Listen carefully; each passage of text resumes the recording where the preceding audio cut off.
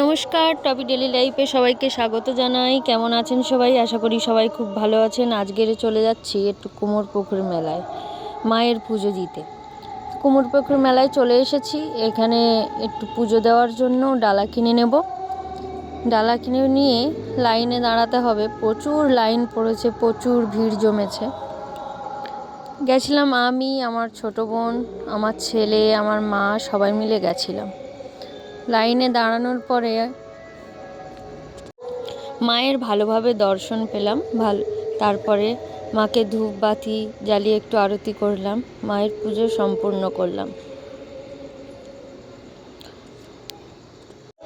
এই কুমোরপুকুরে মা কালীমার একটা পুরাতন কাহিনী আছে। কিভাবে এই কুমোরপুকুরে মা কালীমা এসেছেন, কিভাবে এই মন্দির সৃষ্টি হয়েছে, অন্য আরেকদিন গল্প করব। এই ভিডিওতে, ছোট ভিডিওতে গল্প করে সেটা শেষ করা যাবে না। তো মেলার দিকে চলে এসেছি। এসে একটু গোপালের জন্য কিছু আসন, কিছু জিনিস নেব বলে একটা দোকানটা ভালো লাগলো দেখে, অনেক রকমের জিনিস ছিল। তো সেখানে আমরা দাঁড়িয়ে পড়েছি কিছু জিনিস কেনাকাটা করব বলে।